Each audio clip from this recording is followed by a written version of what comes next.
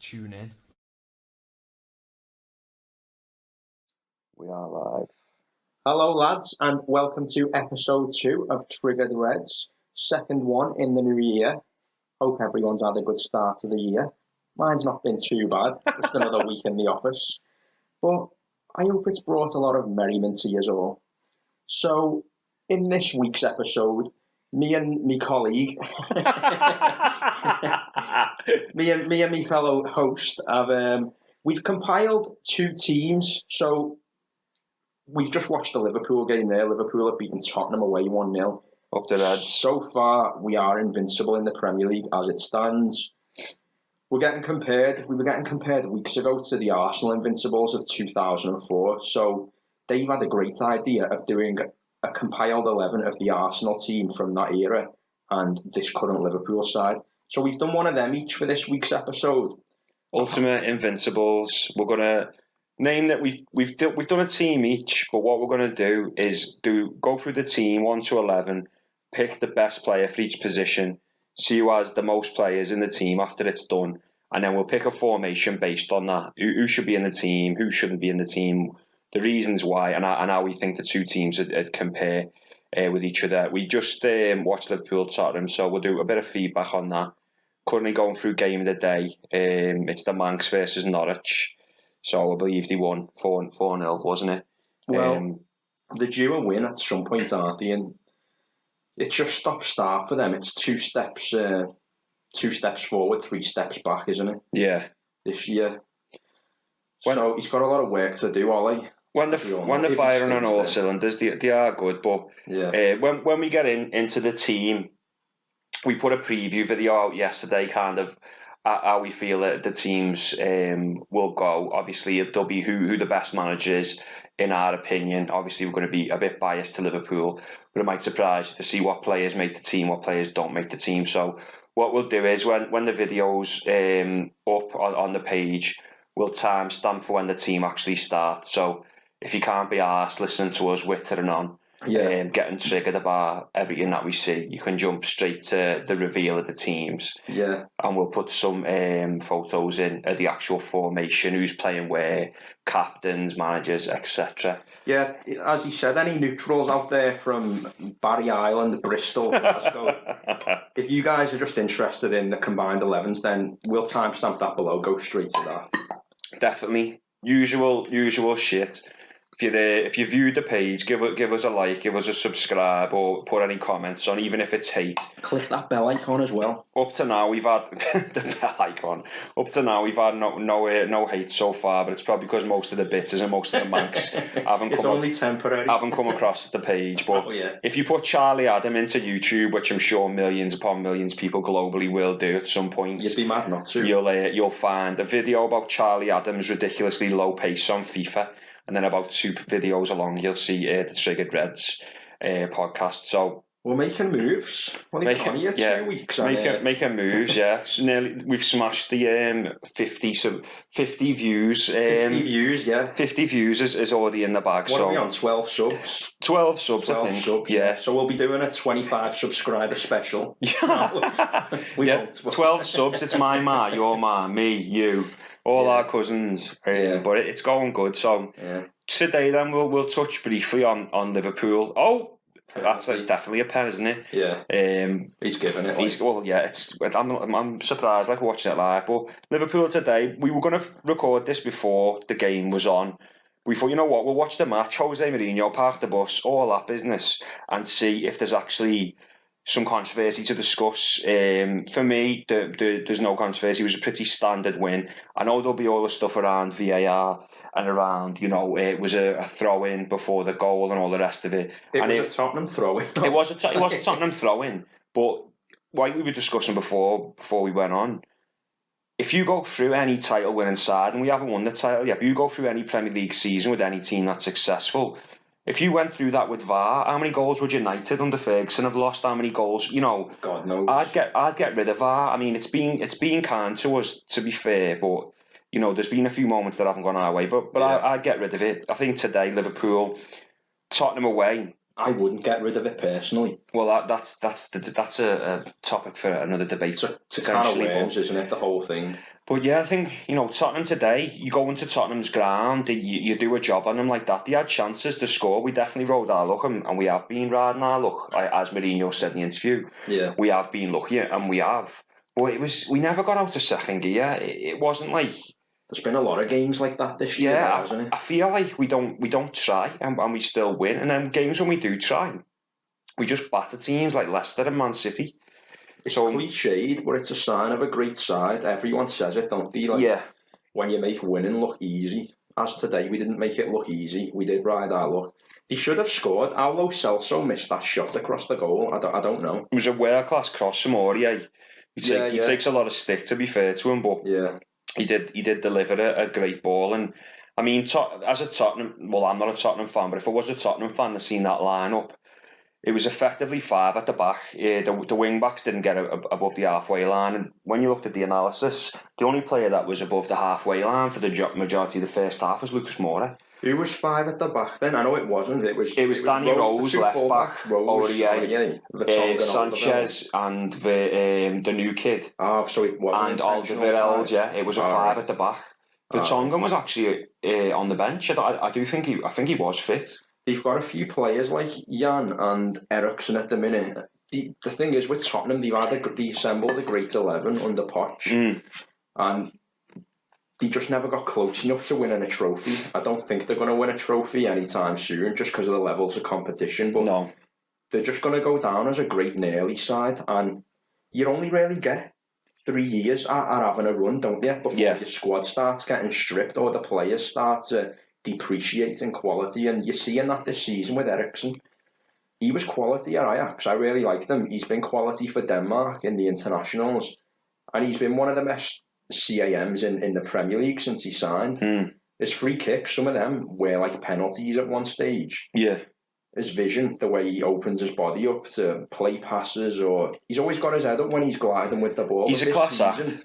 He's been an absolute ghost. But I think ghost. It shows mentality, doesn't it? Like it shows the mentality of players that they choose a lot of the time when they want to play and when they want to show up. And I think Carragher touched on it before, or Neville touched on it and basically said that under Poch, not last season because they got to the Champions League quite flukily, but Champions League final, but the season before, there were a couple of players off potentially win the league or, at least mounting a serious challenge. It's quite ironic, isn't it, that you say that the season before they were like a couple of paces off places, and they were. And he actually didn't sign anyone. He didn't sign anyone, but they were playing for Pochettino. Like they were playing his tactics, how he wanted them to play, weren't he? He should have struck when the iron was hot. And the season, ironically, they've spent money bringing that in Ndombele.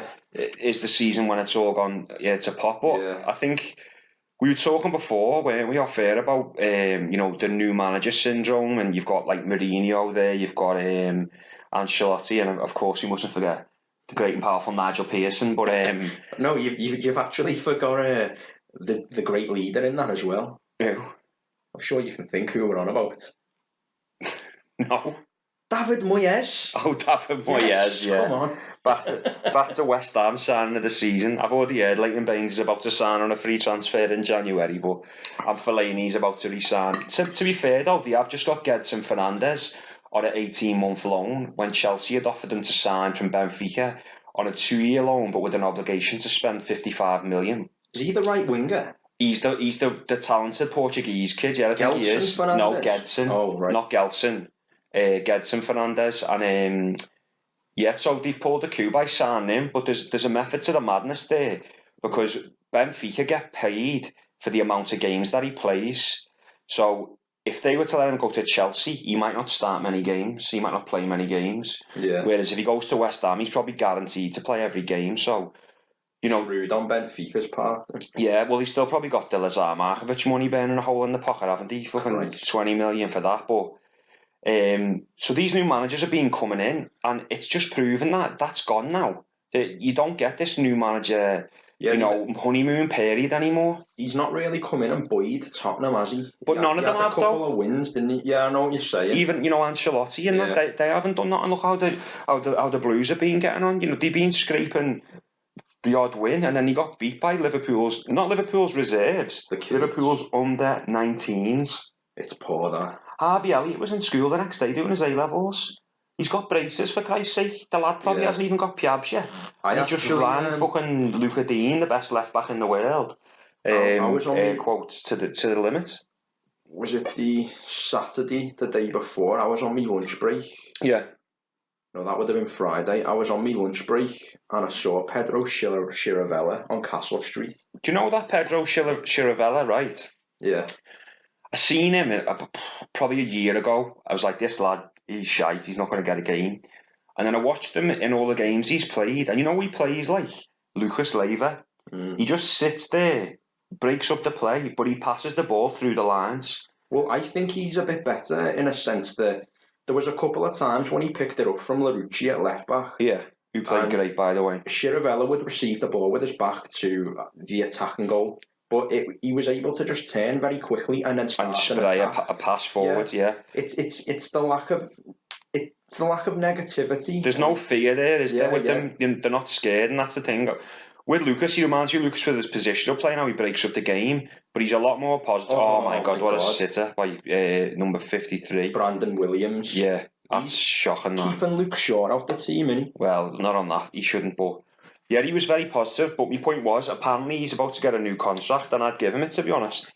Pedro? I'd give him that. I'd vote for him. I think he could... It's a joke, by the way, fans. I think he could do a job for us, but that performance against Everton, that Larucci coming on brilliant, the kid Nico Williams at right back was great. Yeah. Phillips come back from Stuttgart specifically for that game. He was on loan at Stuttgart. Had he played much for them? I don't know, to be honest, but they brought him back specifically for that game. He looked a bit shaky, didn't he, at times? Until he won that first tackle. But at the end of the day, he's kept a clean sheet. He had some big moments. And as a defender, there's not more important than that. He had some real big moments in the game, where he like ran over and like took out Richarlison and took him off the touchline and won the ball. For me, I was like, we've lost the game. Let's just enjoy watching the kids.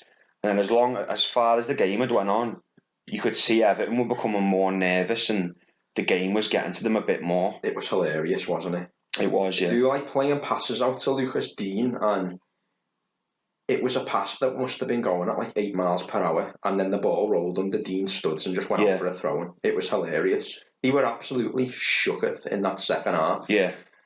The intensity from them kids, I mean, what we're doing at the club right now, everyone must respect it and hate it, because what Klopp's ethos is from the kids right the way through to the first team.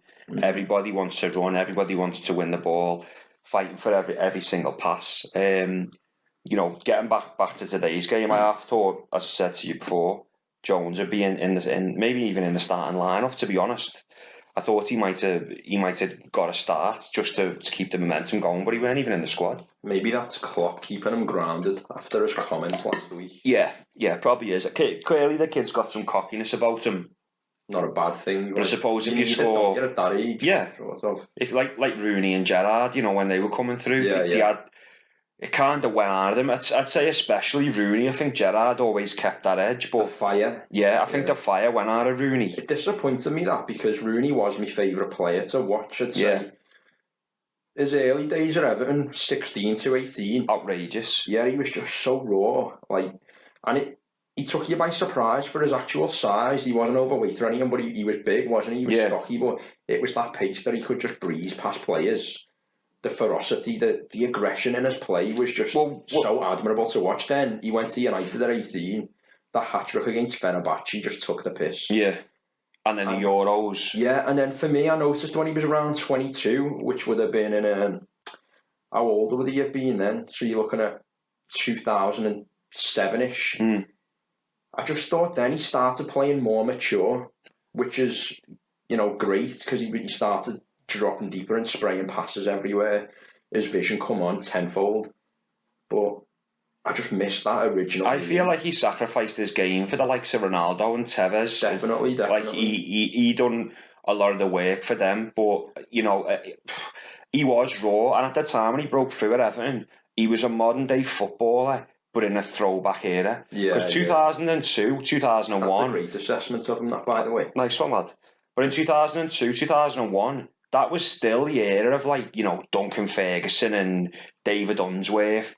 I was going to say bombing down the wing, but I don't think... I think he's bombed down the chippy, that's about fucking it. Fucking hell. But, no offence to Unsy, like... But, he wet and chips from He wet and chips for Unsworth, but, like, he was playing in a team with, like, you know, David Weir. I'm sure fucking Scott Gemmell was running about. Who was that ginger one he had? Scott Gemmell, or Pembridge, or Steve Watson. Steve Watson. Yeah. Yeah. Lad, remember Mark Pembridge? Fucking hell. Yeah. Throwback to Everton. But he come into that, I don't even mean Everton, then he come into that team and you had players wearing like double XL kits like Michael Owen. The kit couldn't even get anywhere near him. And he was a modern day footballer that could play in today's era, and he'd still be one of the best when he was at his peak. And he broke through, and no one could handle him. I remember watching him again. I think it was against Leeds, you know. Are we on about Rooney here? Yeah, well, not fucking Unsworth. But I remember watching him against Leeds, and he just took the piss. He just totally made a show of this fucking, like, senior player for Leeds. Like, I remember that goal. He put him on his arse. Yeah, he put him on his arse from right mid, swiveled his mark. Yeah, I'm like putting the bottom bin, but he was like, he had him on the wing, and he was like running at him, but he just stopped and was like, "Come on, then, try and tackle me." That confidence. Yeah, he was a phenomenon. Really. And getting back to the point, that's what we were talking about, Kurt, and I don't know him, like Curtis Jones. It's DJ. But yeah, stuff like that, you know, you've just got to keep that intensity, and I think Liverpool's the right place to bring players on like that now, though. Yeah. Like, you look at Trent there coming through, and a couple of the others. I remember seeing some of them live in under-18s games and a couple of under-23s, and like you said off air, that Larouci just looks built to play fullback as well. I mean, he's a specimen. I was watching him when he come on, and he was up against Richarlison, who's a Brazilian international. He's in every Brazil squad. He's Everton's top scorer. You know, he's probably Everton's best player all round. And he had him in his pocket. Like, he couldn't get past him.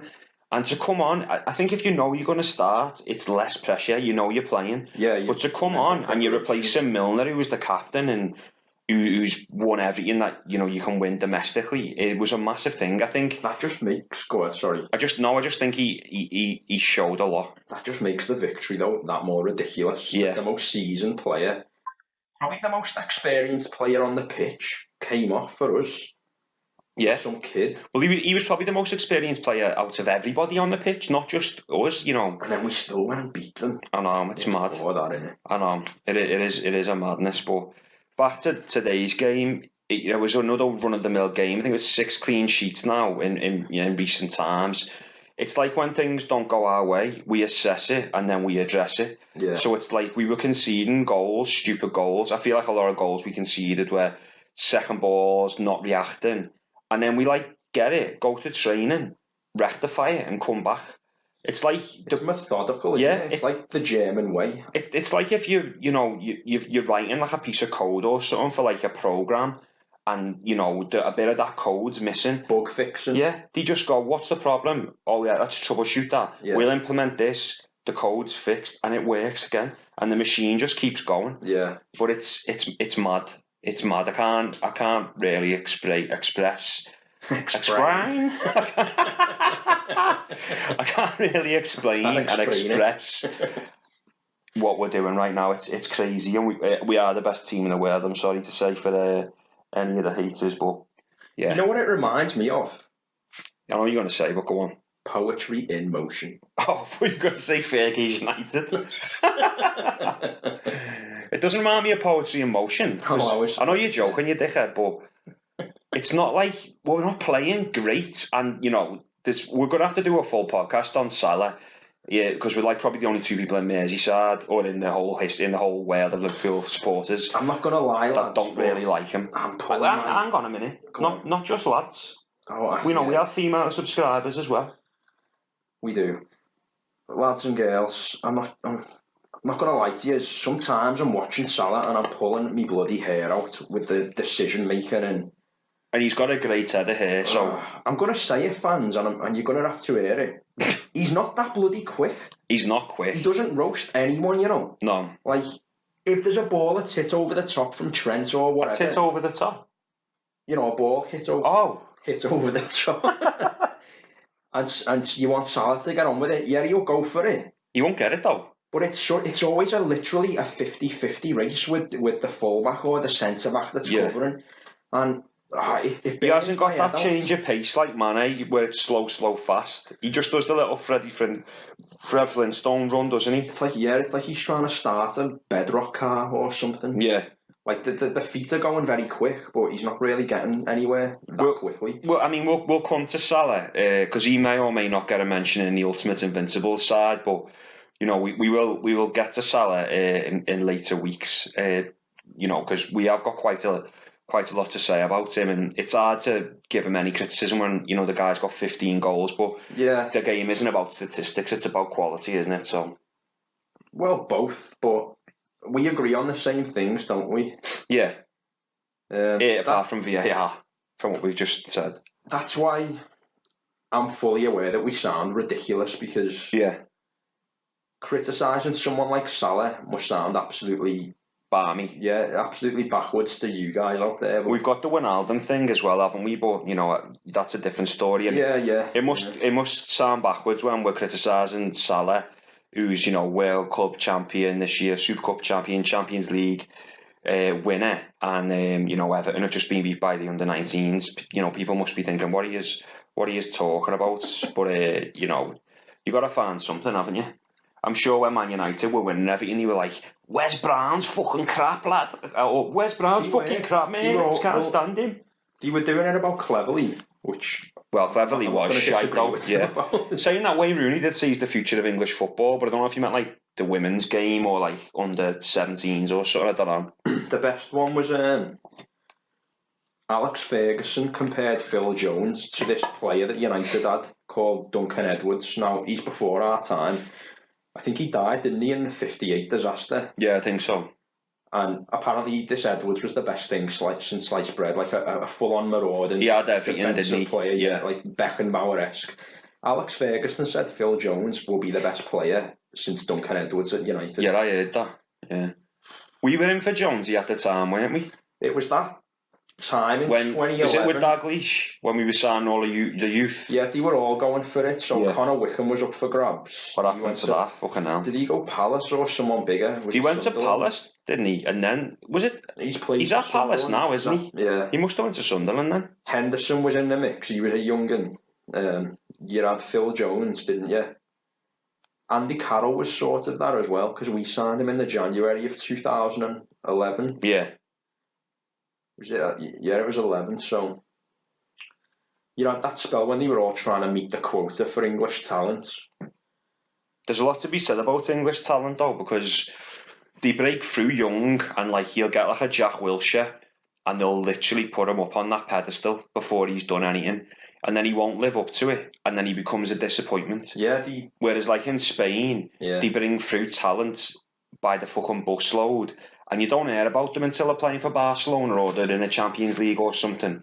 They just let the lads play, and then you'll be watching an international tournament, and you'll see someone like Thiago Alcantara before you knew who he was, and you go, "Fuck me, who's he?" Like he's outrageous. Yeah. But for us, they're already a poster boy by the time they're 21, 22. They're not even in the under-21s at that point. They're getting picked for World Cups and all that stuff. And then, like you say, meanwhile, you've got someone like Silva, who can't get a game. Alcantara, sorry, Marcos Asensio. Yeah. You've got so many of them who you never hear of, but obviously we've all heard of them, two players in particular. But you know what? At the time, and we do it every fucking time.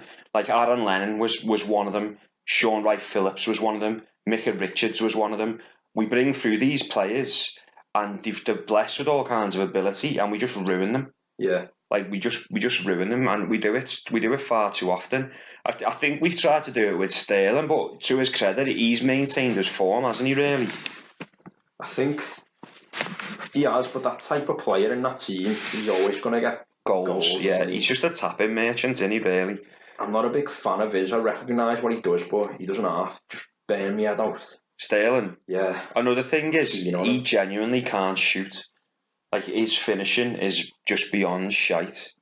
Yeah, that's it. When I say I'm not keen on him, it's like the style of play, like, I agree with Lordenham and all that. Like, match of the day pundits, whoever, because you can't argue with the stats, but all of his goals are tap-ins, which is a credit to the way City play and Sterling being in the box at that time. It's not an accident, fully aware, but it's like, just do something different, mate. You never really see him take the game by the scruff of the neck. You never really see him like take anybody on either, do you? Things like that, and he is pacey, he does pace people, but what I wanted from Sterling was I wanted him to get the ball on the left and then just cut in and cause havoc. I feel like the best Sterling played for Liverpool, you know, to be honest with you. Like, there was flashes. Like, remember when we had City? Yeah. In 2014 when he scored that goal at the very start of the game? He double whammied Company.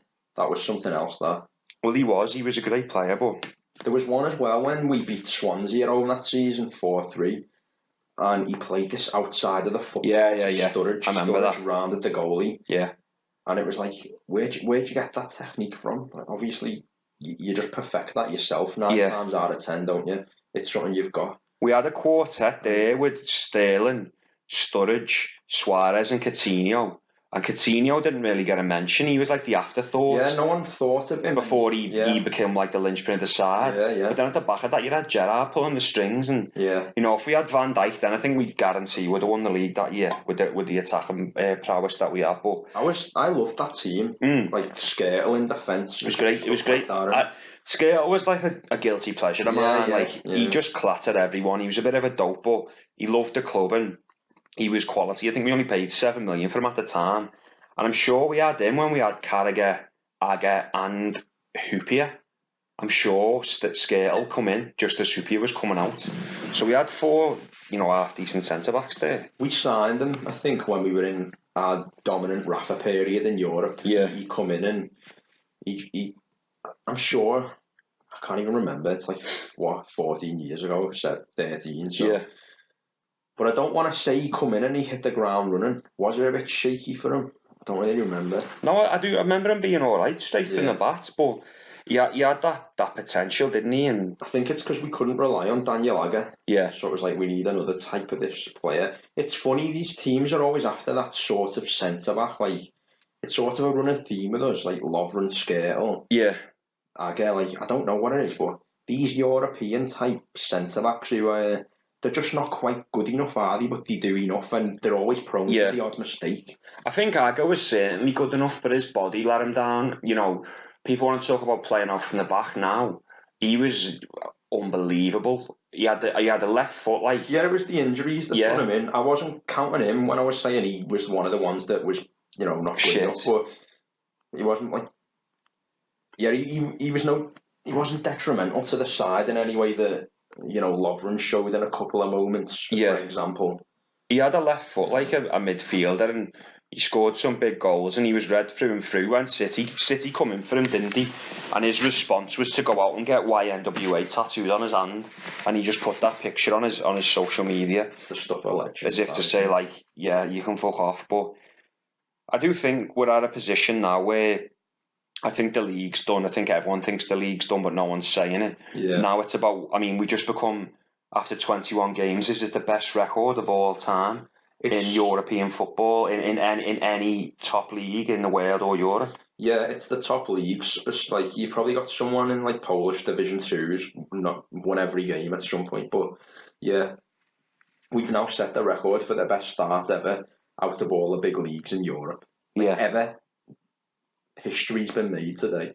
And if you want to talk about VAR, the only points we've lost I attribute to VAR at the Man United game at Old Trafford, where Origi gets fouled and then they score straight from it. I do think that shouldn't have been given, and then Mane scores, but the new handball rules ruled that out. So, well, they're all calling us Liverpool. Liverpool, yeah. Yeah. But it has gone against us a few times, like Aston Villa, Roberto Firmino, yeah. To the letter of the law, whatever his shoulder, his armpit was still offside. Well, to the letter of the law, all the ones in Wolves were correct. Yeah, that's it. And Wolves should have scored in that game. Well, the problem is, I think I've just hit the nail on the head, if I do say so myself. Just keep that. But in that Villa game, we got had off by the decision. But we went on to win it. Yeah.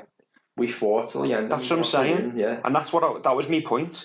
Like, if a mistake goes against you, you don't go, oh well, it's gone against us, we'll stop playing, eh? Yeah. If that's your mentality, not only are you just not going to get anywhere in football, you're not going to get anywhere in life.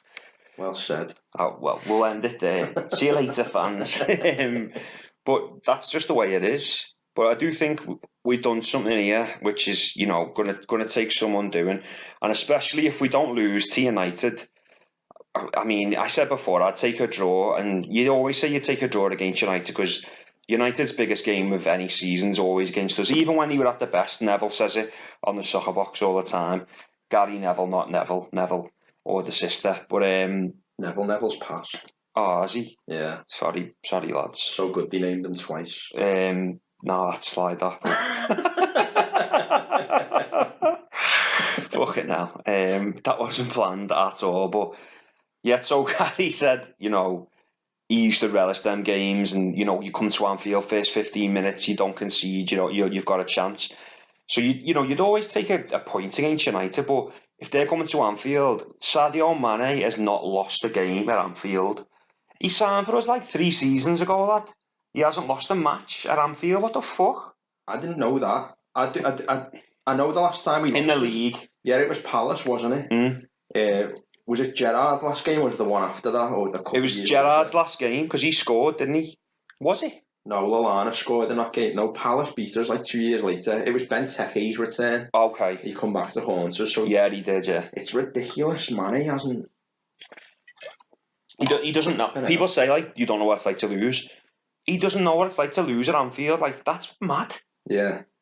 There's players there like Paul Konchesky, and all he knows is how to lose at Anfield, yeah. And the great and powerful Cristian Poulsen, whatever happened to him. But I remember that era, I went out for food in Uncle Sam's. Standard. When's this? Like 8 years ago or something, and Milan Jovanovic was in there. Remember him? Yeah, I do, yeah. Big Milan. And I fanboyed him for God knows why. No, you didn't fanboy him. You told me you stalked him into the fucking toilet. I went, Milan, get your cock out. The encounter was in the toilet, but it was like one of them where it was too awkward not to say anything to him. Like, we'd finished pissing and all that. You followed him in? Anyway, long story short, Milan got a restraining order. No, he didn't. That's why he left. Back to fucking standard Liège. But I just said to him, "Are you going to play tomorrow?" Like, made small talk with him, and we were playing Chelsea the next day. It was the day before Torres scored that brace, so Chelsea would buy him. Yeah. Yeah, and Milan was just like, "Oh, I don't know, maybe," and I just thought... That's exactly what his voice is like as well, confidence in yourself, do you? Yeah.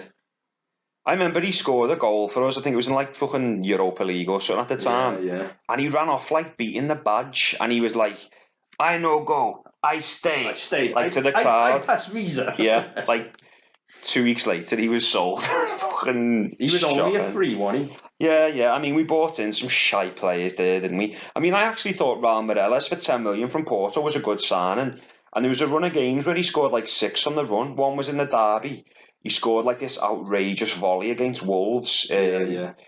And he had a bit about him, and I think there was that game against Arsenal, wasn't it, when he squared it for Suarez, and Suarez scored a late equaliser, and Meireles had turned around and was like giving Dalglish the finger. He's a good player. That was weird, that, yeah. Remember? And Suarez like grabbed his hand. It was like, "No, Raul." Against Arsenal it was? Yeah, that's what I said.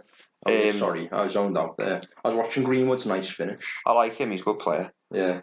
But we've come a long way since the Hodgson days, haven't we? And we're here now. So I was watching Blood Red's intro the other day. Shout outs to Blood Red on big up yourself on YouTube. It's an 8-minute long intro, which I wasn't really sure was I was going to watch it all, but it shows us from like Hodgson days to now, and like shows the highs, shows the lows, and you forget that first season under Klopp. We had two cup finals, and obviously we lost them both. But it's just mad to think, isn't it? Like his first season, 2 cup finals, when like he didn't even have a full season at the club, did he? No, he came in October. Did he sign anyone that January? Oh yeah, he did. Stephen Corker. Used to play him up front like a battering ram, remember? Who else did he sign? Was it anyone in that January? I couldn't tell you. We'd have to check the stats on it and the facts, but yeah, it was mad. But that's where we are now, on the precipice of greatness. Best team in the world, I think, without, even Mourinho said there's nothing else to say. But do you think teams or move on? Or we've not done specific match review, have we? But that's not what we're about, really. No, we just freestyle, don't we? There's no notes or prep or nothing like that. Ad-lib over here. We don't even know what a stat is. Steve just beatboxes in the corner half the time. That's it, yeah. But yeah, we'll move on with teams then. We combined 11 for the Arsenal invincible season, which was 2003 to 2004. And what hopefully is going to be an invincible season for the Reds now. Yeah, that's the purpose of it. Will we be invincible? The teaser video would have asked you that question, but we want to see what team will be the best, what system will be the best, what players will be the best, and if we agree or disagree, with the players we pick. But we're going to do a joint 11. We're going to start off with the manager. We've already discussed the manager, so we're not going to use this as one of our picks, but we're going to have the manager as Klopp. I think we both agreed on that, didn't we? Yeah, taking nothing away from Wenger, the guy was a pioneer. Nothing at all, yeah. Grand Passate's finest. I was literally going to say, here's a trivia for you all. Sorry, Sorry, lad. Arsenal sign him from, but he's just given it away. No, who did Arsenal sign him from? Yeah, Grand Passate's finest, but Wenger was a pioneer for Arsenal, and he was a pioneer for football, for England. And I think there's a lot to be said about these directors of football and technical directors now, and it probably sounds like we're bashing Everton. To a degree, we probably are. But this Marcel Brands, he gets away with murder.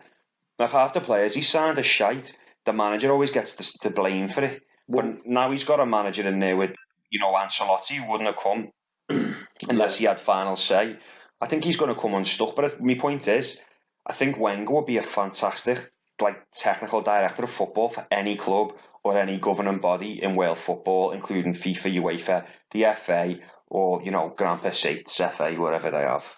Not only for how good he was as a manager, but he'd be a great technical director, director of football.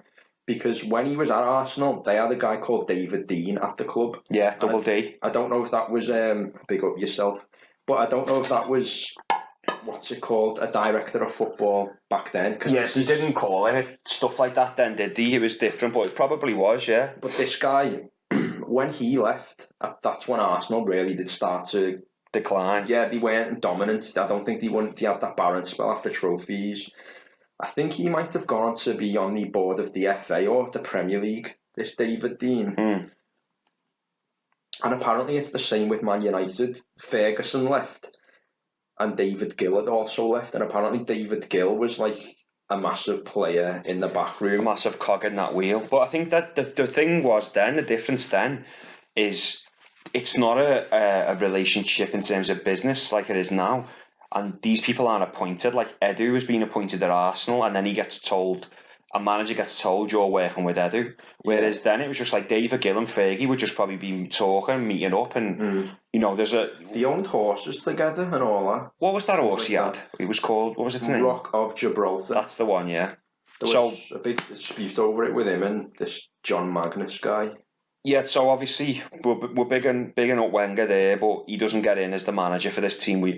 We're picking Klopp, and I think it's on the basis of how he improves teams and how he manages players. His man management, his motivation of players is next to none in world football at the minute. And if you look what he achieved with Mainz over a 7-year period, Dortmund 7-year period, and obviously what he's doing with us, it's taken a while, and that's why I think it's the lesson to learn that you do need to give managers time. So we're going to have Klopp in. Yeah. And I'll be making the first selection of the team, so obviously we're going to start off with the goalie. So, go on. I was just going to say we've got the same back five. But same back five, yeah. And I think if you disagree with it, then you're simple. But the choice between the goalkeepers was Jens Lehmann. Or Gilberto Silva. Jens Lehmann or Alisson. And for me, my pick's going to be Alisson. I just think Jens Lehmann. He was too crazy. Yeah, he had too many mistakes in him. Kung fu kicks. And you look, karate chops. But look at the team he had in front of him, the defence he had in front of him, and just it was world class. And I'm gonna put Alisson in for several reasons. He's better out playing out the back. He's better looking, which is always a plus for our female followers. He's an absolute stud muffin. And some of our male followers. And some of the males, like yourself, you know what I mean? Jovanovic's best friend and all that. Yeah, that's it. But then we were watching him today, and I'd commented this to you recently, and Carragher said it today. Alisson doesn't make world-class saves because he's that good. He makes everything look so easy. He catches every ball. The ball just sticks to his hands. You never see him making saves for the camera. It's very rare. He'll take a save and it'll go out for a corner. I'd actually love to see some stats on that. I reckon like high 70% of shots he faces, he retains the ball. But that's the thing with someone like Pickford, innit? Like he's too erratic. Yeah, because he's not in the right position. Yeah. He's always reactive. Too fat, too slow. I hate him. He's shit, the pigeon fuck. But so we're going to have Alisson in as the goalie. So do you want to jump to left back or to right back? I'll go to right back. I'll leave left back for yourself. Well, I'll go centre back next. Sound. Yeah, right back. It's Lauren, innit? Or Lauren, or it's him versus Trent, and I think that one picks itself. Lauren. We've gone for Trent, obviously. Even when you watch these things on TV, when it's Roy Keane and Vieira and they do an assembled United 11, I think on the episode I watched, they got Lauren in it, but you'd probably have Gary Neville. You'd pick Gary Neville over Lauren. Yeah, like he's more cult, isn't he? Like he's probably more of a captain and got himself into good areas up the pitch, delivered a shit cross. Lauren never done that, so delivered a shit cross. Trent doesn't deliver. He does deliver a shit ball every now and again, but 7 out of 10 are on the money, aren't he? But for a kid his age, and to be the most, he's probably one of the most attacking threats in the European game at the minute. Like, well, he's the highest assister in the Premier League, isn't he? Yeah, that's ridiculous. Over 2 seasons. I know right back in our team isn't like your standard right back, but just saying it in plain English, he's got how many? 17, did you say? I think it's more than that. I think whatever. But he's got. Put it this way: he's got more assists than De Bruyne and Bernardo Silva over the past 2 seasons. For a right back, it defies logic. What the hell? Get out the fucking bag, cat. Like, that is ridiculous, isn't it? Yeah. I credit Klopp there for the tactics he's employed. Like, I've always been a bit annoyed with this Liverpool side since we lost Gerrard and Alonso and the creativity that comes from deep. I'm a believer that you should have a very, very creative centre mid in there. Someone who plays the game at their own pace. That have always got the head up and you can actually deliver the ball on the money. I don't care what people say, we've not had that since Alonso/Gerrard. Like, we've just not. Henderson isn't that type of player for me. So I've always been like, Klopp needs to sign a creative... I'm making myself laugh here because I'm thinking of this video by this United fan and he goes, David Moyes, we need to sign a creative midfielder. So I'm sounding a bit like him. But credit Klopp, like, to actually... and maybe he recognises that there's not that much creativity from deep in the mid, and he's thought, I can actually be a pioneer myself in some way and just show the game what you can do with fullbacks in Robbo and in Trent. It's absolutely ridiculous. And well, I feel like now, especially watching Everton the other day, people are trying to copy how we play. They do it with Sidibe and Digny, and I know a lot of teams do it as well, but I think teams don't do it like we do it. Like, City play with massive fullbacks, but Walker, when he plays there, or Cancelo, I mean, they've got Angelino, Mendy, they've got about 14 fullbacks. They just don't and really... Zinchenko, but they don't cross it like that. They don't play the ball forward. I think Marcelo could do it. Yeah. With... In his day, and Dani Alves. Yeah, they could do it. There's not many who could actually do it when you think about it. But the way Trent crosses it, sometimes it's not a cross. It's like he'll play a forward ball from the far right-hand side of the centre midline, like through onto a plate for like Salah or Mane. It's silly. It is silly. So we've gone for Trent at right back. The 2 centre backs. Should we say them both, or are we doing a reveal one? We'll do the reveal one for one, because I'll do one, you do one. So because you've done a Liverpool player there, and I've done Alisson, it's Sol Campbell. So it was, there's a good selection of centre backs for this team, but Sol Campbell was for me, he was actually the first name on the team sheet. He was the first. No, let me finish. He was the first name on the back five. Sol Campbell left wing. Yeah, Sol Campbell bomber on like David Unsworth. But big Sol Campbell, absolute colossal centre half, lightning fast, which people didn't realise. And for me, obviously, I watched him play for Tottenham way back when. Watched him play for Arsenal. Watched him play for England. But when I was watching him play for Portsmouth, he still had it. I forgot all about that. Him and Sylvain Distin for Portsmouth with Bellage, as we discussed on the last podcast. Shout outs to Bellage. And Glenn Johnson. Yeah. What a back four for Portsmouth that is. Do you know what I mean? Yeah. With the great and powerful Nwankwo Kanu up front. But Sol Campbell, the Nigerian nightmare. Yeah. Sol Campbell was lightning fast. He was brutishly strong. He was good in the air. He was deceptively good with his feet, and he was a leader of men. Tackle timing was on point as well. And he was one of them old school tacklers where it was, I've got the ball, but I'm still taking both your legs, and you're not going to do nothing because I'm Sol Campbell. He's the right centre back, isn't he? Yeah, so he's the right-sided centre half. Could be a potential captain. We haven't named or discussed captains, but Sol Campbell could be on the list. Well, that's it. We like our captains to be loyal, and that's why we might pick Sol Campbell. Yeah, Tottenham to Arsenal. Yeah. Go on then. Left side of the centre-back pairings. Senderos. Wasn't even a choice. Straight in. Philip Senderos was there. We've gone for Van Dijk. What can you say? Are there any more superlatives about this guy that anyone hasn't added? What can you say? I don't know. He's actually the quickest player, isn't he? On record. The Champions League. Yeah. Over how many metres is it? He's actually recorded the fastest speed. The guy looks like he never gets out of second gear as well. They talk the term Rolls-Royce defender, and it's never been more applicable with Van Dijk. Yeah. But you know what? When I was watching a bit of Celtic here and there, when I was like, I must have been very bored, but I was watching a bit of Celtic. You're just a big Scott Brown fan, aren't you? I did have that picture of him in my bedroom wall with the mouth cut out as well. Next to Jovanovic blow up doll. Oh, good times.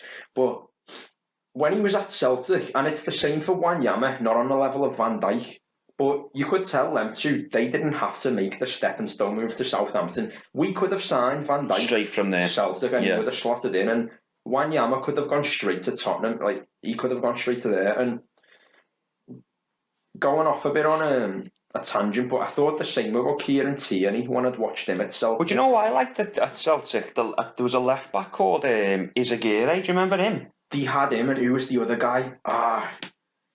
Izagirre. You know, someone else they had who was like that. I can't think of his name though.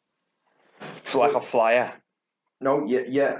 He was more advanced in the midfield. They looked like each other, but I can't think who it was. But we've gone for Van Dijk at centre back, and I just think that's a no-brainer. Yeah, I think he gets into any team, any World 11 ever, and it's just mad how good a player is. It's ridiculous. So left back was a little bit of a tough choice, but ultimately we agreed on the left back.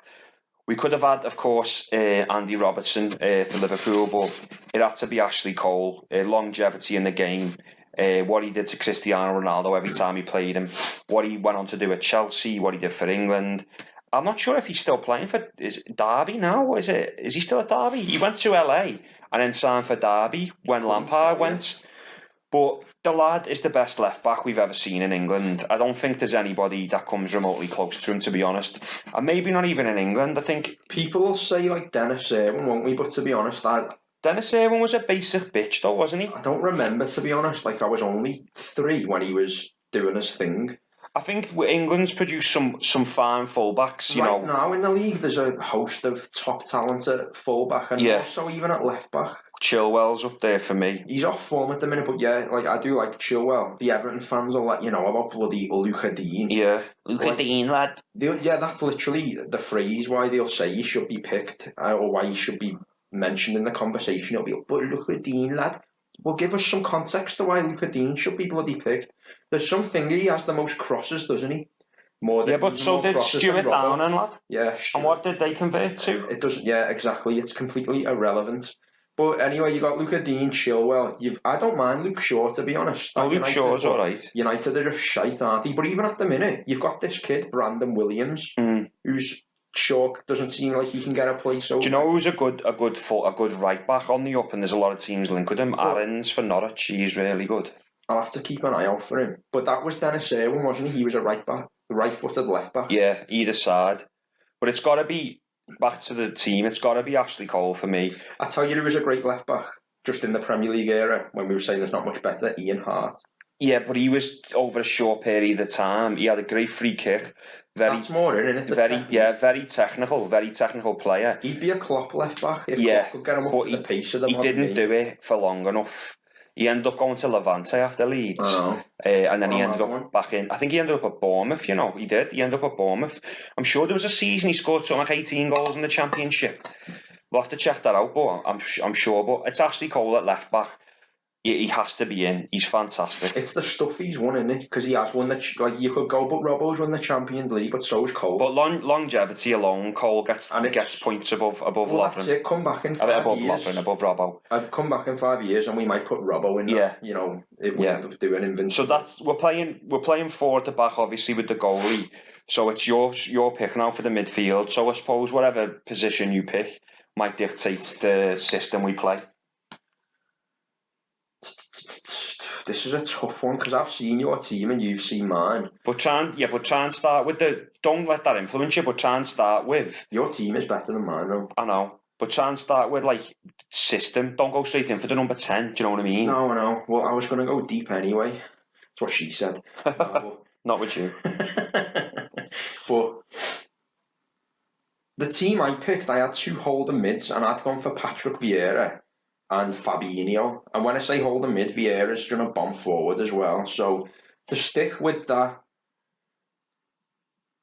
complementing the combination, I'm going to put Patrick Vieira in over Fabinho. Yeah, he's got to be over Fabinho. No, not over him. You might want to put Fabinho in anyway, but I'm going to go for Patrick Vieira. Again, he's another one who contests the captaincy of this side. He come in with Wenger, didn't he? Did he sign him from Inter Milan, was it? Or, I don't know. Monaco, yeah. I know Henry signed from Monaco, didn't he? Oh, maybe that's it. I might be mistaken. Signed from Juventus. Yeah, and Vieira Monaco. Yeah. I'm sure Vieira, I know he was at Juve, but anyway, we're going off subject. But yeah, the guy's recovery tackle. So when, the attacker would be going forward, there was none really rivaled the Vieira on Gerrard. Recovery tackle. You had Gerrard and Keane. But one thing that benefited Vieira was his physique. Yeah, had those limbs, didn't he? It's something you find with defensive midfielders specifically. They're either really long and lanky, or small and bitey. Yeah, they're not above. They're either Mascherano or Vieira. Mascherano, Conte, Makaleli, or Vieira, Fabinho, Spearing.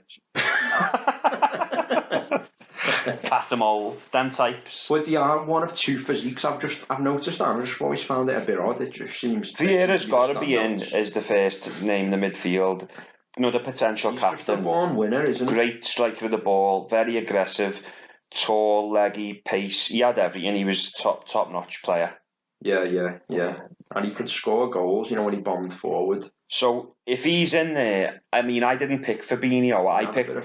I picked a diamond midfield with Vieira at the base. So I'll move on to the right winger. The right winger I picked in my team, despite conversation we just had, was Mo Salah. Now I know you didn't pick Mo Salah, but when I was picking my team with the diamond, there was no one better to play in the right mid. Now you might still put him in the team. I was looking at Freddie Ljungberg and I was looking at Salah. Statistically, Salah was better. I think in a modern game, Salah's got more pace. And in this team, with Vieira and the other players that we've named, I think Salah wouldn't have that as much pressure on him. He wouldn't be like the big I am in the team. Clearly, he'd score the goals, and I think obviously he works well with Trent on the right anyway. So Salah made my team basically on a statistical standpoint. But also I couldn't think of a player to play on the right that was better than him. So I went for a deep line midfielder with a diamond with Salah on the right of that. I know you didn't pick Salah, so you've obviously got the next pick. And this is where we were saying about we don't know what formation we're going to play because we might pick players Like, say you pick Fabinho now, then that changes the system. Do you know what I mean? So you can pick who you want. Well, we've just gone for Vieira, so it's your pick. No, I've just picked Salah. All right, so it's my next one. Yeah. Well, I'll just accommodate you. Wait, so we've got Vieira there, haven't we, deep? Yeah, you could still have a whole midfielder next to him. I could, couldn't I? And we could have a flat 4-4-2. See. Or a 4-3-1-2. I'm thinking on the left there. You've got two obvious choices for the left, haven't you? Oh, it's Henry or Mane, innit? No. Who else? Perez. He doesn't cut it for me, you know. Not compared to them two.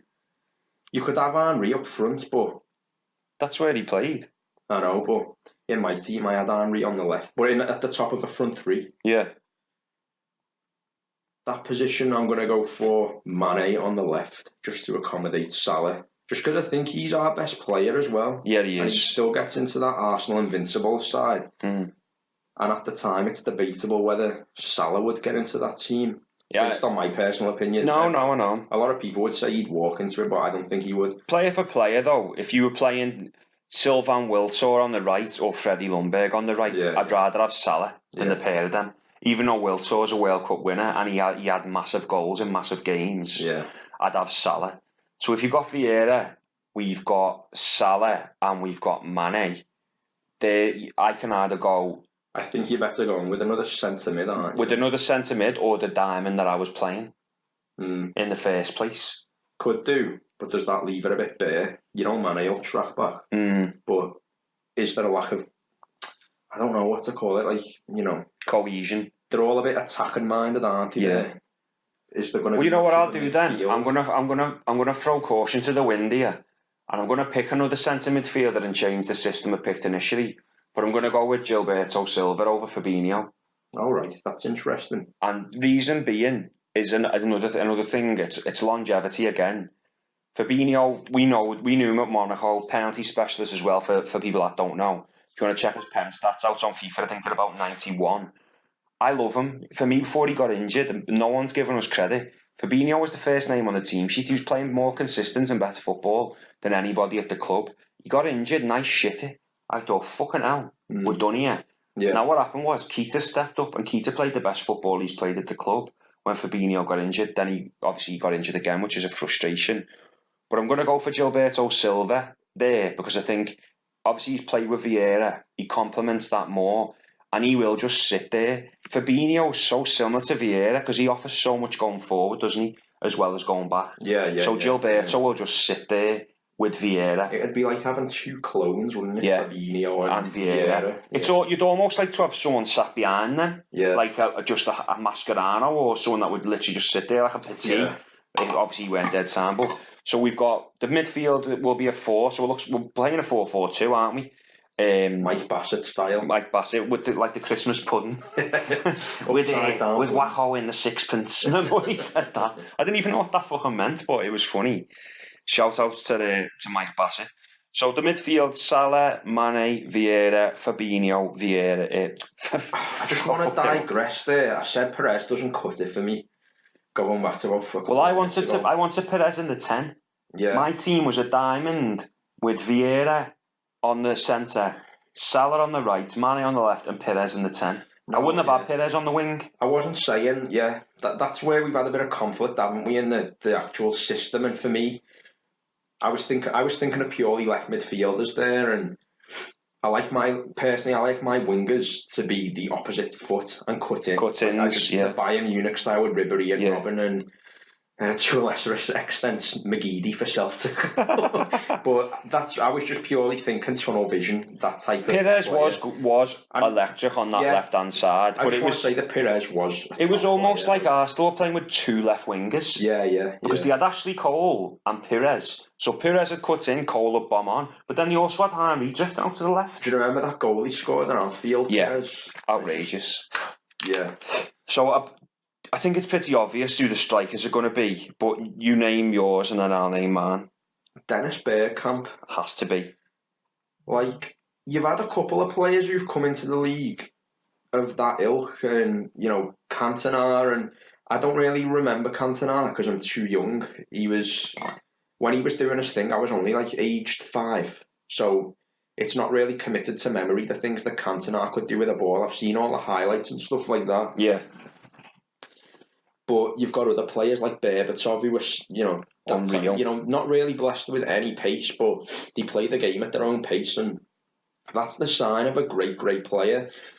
And I think these types of players are literally, you're looking at 1 in 100 or 1 in 200 even more, because players like Bergkamp, Berbatov, it's the technique they had and the brilliance on the ball where they could never go out. It's sort of like the equivalent of Van Dijk, but as a striker. You don't have to get out of second gear. Yeah. There's no other player like this out of the whole 22 in the team, Dennis Bergkamp. And no, he'd be able to drop back and, as the wingers could overlap, Salah and Mane could As much as Arsenal changed Arsenal, Dennis Bergkamp changed Arsenal just as much. Didn't he sign, was it for Inter Milan he signed from? Yeah, that's what I was getting confused with. So, they signed him, and he was right in there on the team sheet. He's a product of Ajax as well, isn't he? Yeah. Yeah. The Cruyff system and all that going back years and years ago. Obviously, he was scared of flying as well. Yeah, he wouldn't go to far Champions League games away, and you think to yourself, God, what could have Arsenal won in Europe? Obviously, they've won nothing, but what could they have won in Europe if he did travel? He's a game changer. That's all that, isn't it? Yeah. It would just be like, you getting on that fucking plane. So who is he, Mr. T? Like, I'm getting on a plane. Fucking roofie the guy and get him on a plane. I know. So obviously we've got Dennis Bergkamp there, and I think the obvious choice to put next to Dennis Bergkamp is Thierry Henry. I would have said Jeremy Aliadier. Well, Jeremy Aliadier was in the invincible side. Obviously you're thinking Henry, but just for his goals alone, it's got to be Origi. I'm just joking. No, to clarify, we've gone with Henry Bergkamp, yeah, it's got to be. Yeah. And just like Van Dijk, there's nothing to say. I mean, Jamie Carragher, now the friends now, but he must have been having nightmares about that. And when you think about that, Jamie Carragher's playing right side, centre-back in a Liverpool team. Back then, who would our right back have been? Marcus Babbel. Yeah, wasn't blessed with pace whatsoever. And you've got Ashley. I hate the BBC. You've got Ashley Cole, Perez, and Henry. Oh, right, fucking hell, shut up. Got a fucking smart telly, have you? You've got Ashley Cole, Perez, and Henry running at you. That is unstoppable. I'd be terrified. So we'll do a recap. It's Alisson in goal with a 4-4-2. We'll put a picture up on the screen. We'll put the pictures up. We'll put the timestamps on. Yeah. But we've got Ashley Cole at left back. Yes. Alisson in goal, as we said. Trent at right back. Sol Campbell, Van Dijk. Gilberto Silva, Vieira, Salah, Mane, Aliadier, Bergkamp, and Henry. It is captain. Vieira. Just let me think. I'm going. There's like 11 names there. Well, that is a team. It's only got to be Campbell or Vieira on it, so I'll go with Vieira. Yeah, I will go Vieira. If you guys want to put suggestions, just throw them down in the comments, and I think already the biggest contestants will be Gilberto Silva. Yeah. People will say... Well, there'll be a lot of proper gooners will be like, no Perez, no Lundberg, what are you smoking, crack? One of the players I was going to put in, I did actually put him in on my own side. I had Vieira Fabinho. I had a 4-3-3. I had Vieira Fabinho. And in the number 10, I had Fabregas. Yeah. But he was only a kid at the time, literally. He was 16. He was there, wasn't he? But but I was thinking more outside the box. It's the stuff he went on to win and the player he grew up to He was a player at the time. Yeah. It's a shame Fabregas wasn't a bit older, because I think he would have walked into this side. Defo. Well, that is the team. I think, the next episode, this was episode 2. We said episode 2 on the last one because we had a trial run. But the next episode 3, there could be a potential UFC Triggered Red special for Cerrone McGregor, but we'll confirm that on our Instagram page, which you can follow. We'll put all the links in the old description. But that's it for us. Yeah. Good night and God bless. Ta-ra.